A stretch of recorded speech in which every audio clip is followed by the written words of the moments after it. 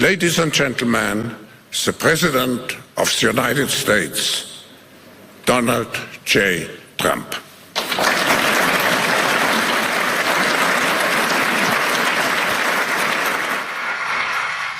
Well, thank you very much, Klaus, and hello to everyone in beautiful Davos. This has been a truly historic week in the United States. 3 days ago, I took the oath of office, and we began the golden age of America. The recent presidential election was won by millions of votes, and all seven, every one of them, all seven swing states. It was a massive mandate from the American people like hasn't been seen in many years, and some of the political pundits, even some of my so-called enemies, said it was the most consequential election victory in 129 years. That's quite nice. What the world has witnessed in the past 72 hours is nothing less than a revolution of common sense. Our country will soon be stronger, wealthier, and more united than ever before, and the entire planet will be more peaceful and prosperous as a result of this incredible momentum and what we're doing and going to do. My administration is acting with unprecedented speed to fix the disasters we've inherited from a totally inept group of people and to solve every single crisis facing our country. This begins with confronting the economic chaos caused by the failed policies of the last administration. Over the past 4 years, our government racked up $8 trillion in wasteful deficit spending and inflicted nation-wrecking energy restrictions, crippling regulations, and hidden taxes like never before. The result is the worst inflation crisis in modern history and sky-high interest rates for our citizens and even throughout the world. Food prices and the price of almost every other thing known to mankind went through the roof. President Biden totally lost control of what was going on in our country, but in particular with our high inflation economy and at our border.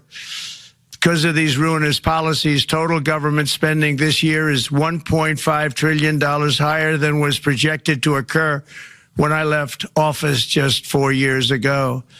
Likewise, the cost of servicing the debt is more than 230% higher than was projected in 2020. The inflation rate we are inheriting remains 50% higher than the historic target. It was the highest inflation probably in the history of our country. That's why from the moment I took office, I've taken rapid action to reverse each and every one of these radical left policies that created this calamity, in particular with immigration, crime, and inflation.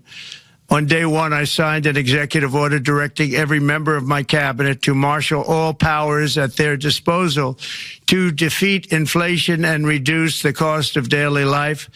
I imposed a federal hiring freeze, a federal regulation freeze, a foreign aid freeze, and I created the new Department of Government Efficiency. I terminated the ridiculous and incredibly wasteful Green New Deal. I call it the Green New Scam.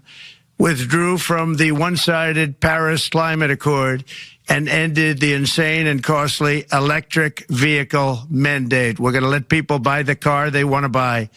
I declared a national energy emergency, and it's so important, national energy emergency to unlock the liquid gold under our feet and pave the way for rapid approvals of new energy infrastructure. The United States has the largest amount of oil and gas of any country on earth, and we're going to use it. Not only will this reduce the cost of virtually all goods and services, it'll make the United States a manufacturing superpower and the world capital of artificial intelligence and crypto. My administration has also begun the largest deregulation campaign in history, far exceeding even the record-setting efforts of my last term. In total, the Biden administration imposed $50,000 in additional regulatory costs on the average American household over the last 4 years.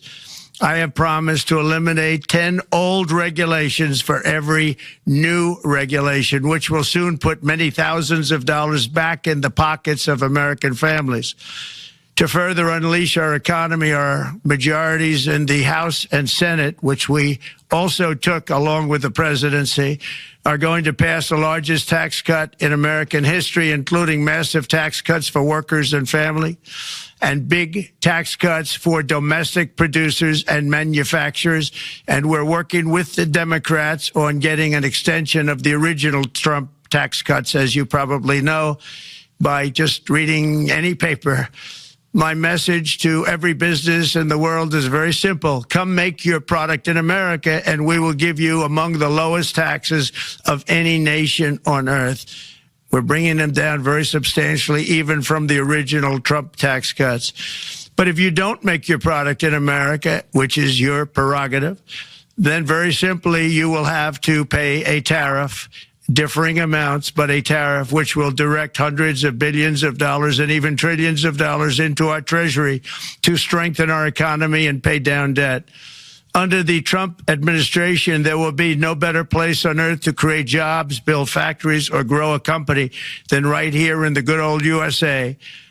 Already Americans' economic, you can see this, I think, maybe even in your wonderful, wonderful room that you're all gathered together, so many of my friends, but Americans, the economic confidence is soaring like we haven't seen in many, many decades, maybe not at all. Upon my election, it was just announced that small business optimism skyrocketed by 41 points in a single month. That's the highest ever. There's never been anything like that. SoftBank has announced between a $100 and $200 billion investment in the U.S. economy because of the election result. And just 2 days ago, Oracle, SoftBank, and OpenAI announced a $500 billion investment in AI infrastructure. Other companies likewise have announced billions and billions and billions, adding up to trillions of investment in America, in the United States. And it's also reported today in the papers that Saudi Arabia will be investing at least $600 billion in America, but I'll be asking the Crown Prince, who's a fantastic guy, to round it out to around $1 trillion. I think they'll do that because we've been very good to them. And I'm also going to ask Saudi Arabia and OPEC to bring down the cost of oil. You got to bring it down, which, frankly, I'm surprised they didn't do before the election. That didn't show a lot of love by them not doing it. I was a little surprised by that. If the price came down, the Russia-Ukraine war would end immediately. Right now, the price is high enough that that war will continue. You got to bring down the oil price. You got to end that war. They should have done it long ago. They're very responsible, actually, to a certain extent, for what's taking place. Millions of lives are being lost. With oil prices going down, I'll demand that interest rates drop immediately, and likewise, they should be dropping all over the world. Interest rates should follow us. All over, the progress that you're seeing is happening because of our historic victory in a recent presidential election, one that has become quite well known throughout the world. I think a lot of things are happening to a lot of countries. They say that there's light shining all over the world since the election, and even countries that we aren't particularly friendly with are happy because they understand what there is a future and how great the future will be. Under our leadership, America is back and open for business. And this week, I'm also taking swift action to stop the invasion at our southern border. They allowed people to come in at levels that nobody's ever seen before. It was ridiculous. I decided and declared to do, and very, very importantly, a national emergency on our border, immediately halted all entry of illegal border crossers, of which there were many, and began promptly returning the illegal trespassers back to the place from which they came. That action, as you've probably seen, has already started very strongly. I've deployed active duty U.S. military and National Guard troops to the border to assist in repelling the invasion. It was really an invasion. We will not allow our territory to be violated. After 4 long years, the United States is strong and sovereign and a beautiful nation. Once again, it's a strong, sovereign nation. In addition, I'm pleased to report that America is also a free nation once again. On day one, I signed an executive order to stop all government censorship. No longer will our government label the speech of our own citizens as misinformation or disinformation, which are the favorite words of censors and those who wish to stop the free exchange of ideas and, frankly, progress. We have saved free speech in America, and we've saved it strongly.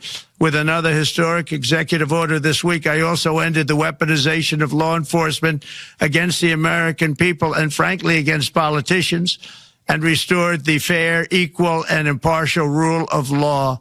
My administration has taken action to abolish all discriminatory diversity, equity, and inclusion nonsense, and these are policies that were absolute nonsense throughout the government and the private sector.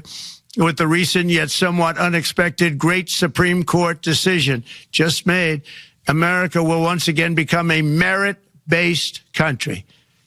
You have to hear that word, merit-based country.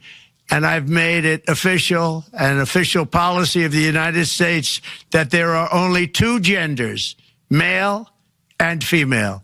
And we will have no men participating in women's sports, and transgender operations, which became the rage, will occur very rarely. Finally, as we restore common sense in America, we're moving quickly to bring back strength and peace and stability abroad. I'm also going to ask all NATO nations to increase defense spending to 5% of GDP, which is what it should have been years ago. It was only at 2%, and most nations didn't pay until I came along. I insisted that they pay, and they did, because the United States was really paying the difference at that time, and it was unfair to the United States. But many, many things have been unfair for many years to the United States. Before even taking office, my team negotiated a ceasefire agreement in the Middle East, which wouldn't have happened without us, as I think most of the people in the room know. Earlier this week, the hostages began to return to their families. They are returning, and it's a beautiful sight, and they'll be coming in more and more. They started coming back on Sunday. Our efforts to secure a peace settlement between Russia and Ukraine are now hopefully underway. It's so important to get that done. That is an absolute killing field. Millions of soldiers are being killed. Nobody's seen anything like it since World War II. They're laying dead all over the flat fields. It's a flat field farmland, and there's millions of Russians and millions of Ukrainians. Nobody's seen anything like it since World War II. It's time to end it. And here in America, we have big events coming up. Next year, we have the 250th anniversary of America's founding. I'm so honored to be president during that. That's been a big event. They've been talking about it for 10 years. We also have the World Cup, and I understand Gianni's in the room. Infantino, he was very instrumental in helping us get it. He's there with you someplace, I think, and I want to thank him for that. And then we have the Olympics coming up, which I was instrumental in getting also in my first term. And who would have known that by skipping a term, I would get the Olympics? I was upset. I said, you know, I got the Olympics to come and I won't be president. But it turned out through a stroke of luck, or whatever you might call it, that I'm going to be president during the World Cup and the Olympics and the 250th anniversary. So that's going to be three big events. And we've accomplished more in less than 4 days. We have really been working 4 days than other administrations have accomplished in 4 years. And we're just getting started. It's really an amazing thing to see, and the spirit and the light over our country has been incredible. Under the last administration, our nation has suffered greatly, but we're going to bring it back and make it greater, bigger, stronger, better than ever before. I want to thank everybody for being with you. I would have been there myself, except the inauguration was 2 days ago. I thought it might be a little bit quick to make it the first stop, but we'll get there one day. We hope to get there. But I do appreciate, I heard the audience is fantastic, and many of my friends are in the audience, and I will be taking questions now from some very distinguished people. Thank you all very much.